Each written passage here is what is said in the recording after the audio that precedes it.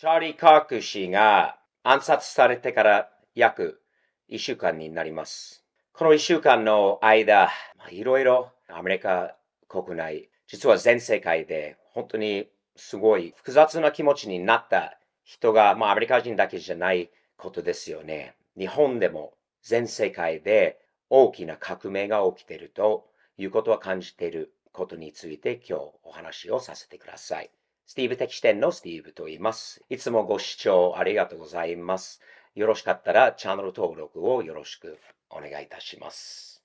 チャーリー・カークの暗殺について先日出した動画を見てくださった方に、感謝を申し上げたいと思います。大変な一週間ですよね。先日の動画の中でも言ったように分岐点、ターニングポイント、彼のグループのターニングポイント。この事件が起きてから、まだ一週間経ってないのに、いろいろ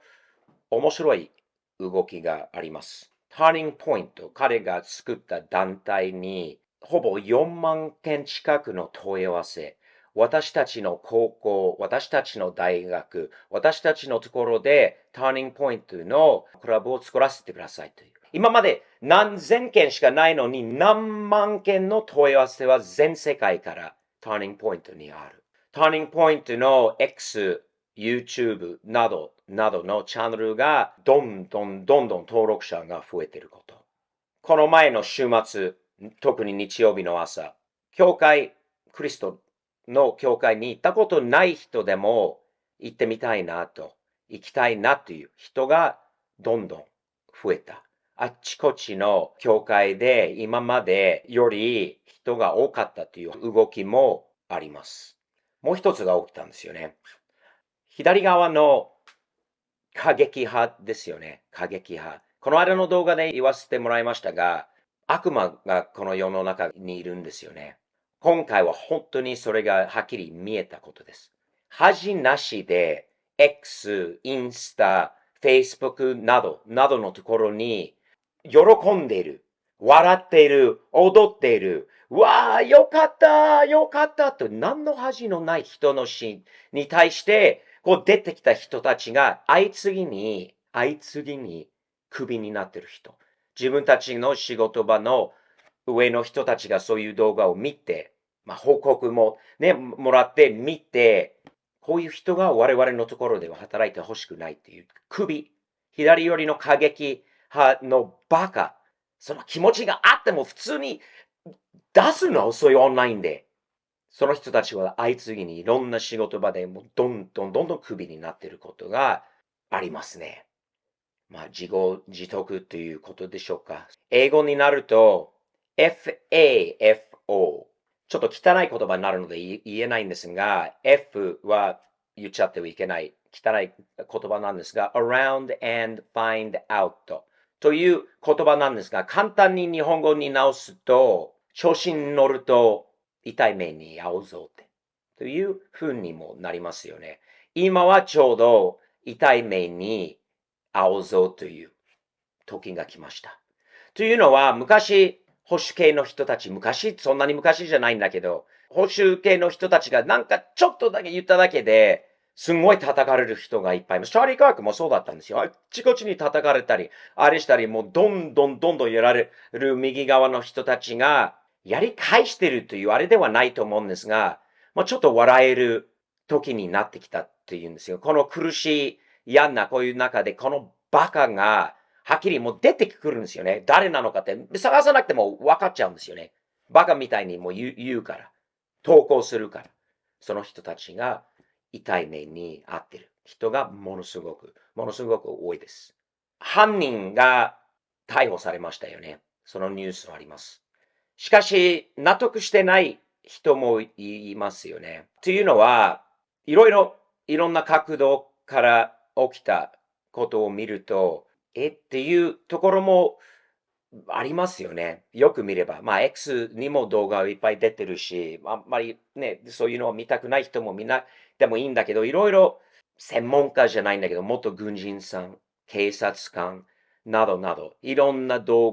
画がどんどん上がってきてる中で、いろんなこう見方で、あれ、本当にあっちから撃たれたのっていう風に見えることもあります。FBI は動いて、最初に捕まったおじいちゃんっぽい人が逮捕されて、で、結局何もないからその人だけど、その人は誰だったのか。他にその時にすぐに手を挙げて、よーって言った人たちは誰だったのか。なんでそこにいたのか。そして、チャーリーの周り、後ろ、横にいて、なんか、こういう変な動きもある。陰謀論、陰謀論、陰謀論。私は冷静になって事実を知りたい。本当に何が起きたのかを知りたい。トランプ政権だろうが、国政府だろうが、とにかく国民としては信用してはいけないです。やっぱり国民一人一人は自分たちを見たいんですよね。こういう、特に大きな事件があると。あの大学の内部で監視カメラはいっぱいあります。数千時間の動画が録画できる装置があるということなので、いろんな角度からいろいろやっぱり見えるはずなので、そしてその見てた人たちが動画を撮ってた人たちの動画多分まだ見てないのもあるんだけど、言えることは過激派じゃなくて、誰より本当に冷静に意見の違いのある人との話し合い、また怒らずに、声を上げずにやってきたのはチャーリー・カーク。チャーリー・カーク言ったことの中で嫌だと思ってる人、左側の人たち。もしくはもっと我々は普通の一般人が見えないようなグローバルレベルの悪魔もいるかもしれないよね。今動いてるのはその場で動いた人たち、こんな騒いでおめでたい人たち、私たちの周りに見えるところかもしれないけど、見えない暗いところもあるかわかんないんですが、相次ぎにこれ起きてからも他の保守系のインフルエンサーが脅迫受けたり、あなたは次ぞっていうこともあるんですよね。だからって、他の保守系のインフルエンサー、ポッドキャスターなどの人たちは黙るわけにはいけない。チャーリー・カークは多分それ許せなかったことだと思います。彼はすごい勇気を持って言ってはいけないところ、保守系としてその意見を持っている人としては言ったら必ず叩かれる。で、分かった上で言って人と話したタイプなので、それが先日も言ったんですけど、それは正しいことじゃないでしょうか。ただね、それができない、無理。絶対もう話し合いとかもできない相手がこの世の中にいる。いっぱいいる、残念ながら。ということも分かったんで、我々常識のある人たち、アメリカ人、日本人、世界の自分たちの愛国心のある人たち、自分たちの考えていることが正しいと分かっている人たちが、いくらでも話し合いたいんですよね。でもそれできない相手がいること。だからってスティーブさんはどうしたらいいんですか？話も止まっちゃうんじゃないですか？もっともっと自分の正しいこと、もっともっと声上げて言わなきゃ。遠くから今の日本を見て、いろんなデモ、日本の国のための移民のことなどのことでもどんどん声上げてくださいよ。あなたのと同じように考えてる人がいっぱいいるんです。ただ怖くて今まで言えなかった。1年ちょっと前にトランプ暗殺未遂の時にまでは私は言わなかったんです、何も。もう叩かれるのはもう嫌だって、もう喧嘩するのは嫌だって、もう避けたいってから言わなかったんですが、やっぱり限界になった時だと私にとって。で、初めてチャンネルで言わせていただきました。いろいろ自分の考えているこっち系の話が。今もそのもう一つの時代です。普通の人から見ると。チャーリー・カークはお父さんが自分の娘の前で、奥さんの前で暗殺されたよ。モラルのある人間としてそれ聞いて、痛くない？泣きたいと思わない？鳥肌にならない？じゃなければ大丈夫かなっていうことちょっとね、普通じゃないと思うよ。自分はお父さんじゃなくても考えてみてくださいよ。数千人の前でそういうが起きたこと。彼みたいなタイプはなぜ殺されたのか。非常に寂しいんですが、この約一週間で考え方が変わった人、元気をもらった人、もっと強くならなきゃいけない人、アメリカ、日本も含めていっぱい出てきているから、頑張ろう。私も諦めないので、もう正義、真実、やっぱり知りたい。暗いところ、見てはいけないところがあれば知りたい。みんなで知りたい。平和で、日本人国民、アメリカ人国民は子供を育てて平和的にいい生活ができるように努力したいと思う。皆さんはいかがでしょうか？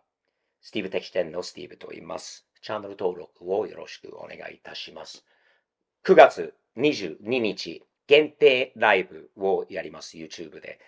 言いたいことは山ほどあります。本当にもう言いたくても仕方ないこと。ただ、YouTube の普通の公開動画だと言えないところはいろいろあるので、無料配信の動画なんですが、事前に登録が必要なので、こちらの QR コードと、下の説明欄の方にリンクがありますので、よろしかったら、今のうちにご登録をよろしくお願いします。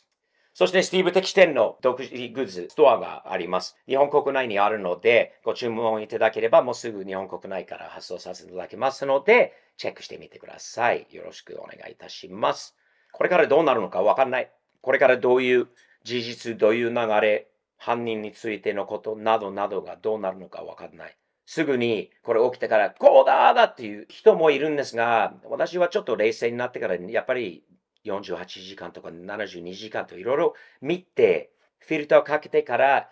なるべく自分の意見を、自分の見方、自分の POV は視点、自分の観点ができるので、まあね、この情報のすごい、この世の中、SNS、いろんなところに情報の早いこの世の中、いろいろこう見て、どうなってるのかってすごい混乱しやすい時代です。私はこのちょっと時間かけて自分の脳みそのフィルターをかけてからプレゼンテーションをさせていただいている意見がただ一つなんですよ。他の意見、他の見方、他のもういろいろあるので自分で自分のプロセッサーを使って見て、スティーブの話も含めていろいろ見て自分でチェックしてみてください。それがベストです。すぐより、わーはいやーってなるよりもちょっと冷静になって、見てから常識を使った上で、こっちを通して自分の意見を作って自分の立場ができるんじゃないでしょうか。日々前進前向きにサムズアップ的にやっていきましょう。よろしくお願いいたします。では次回まで失礼いたします。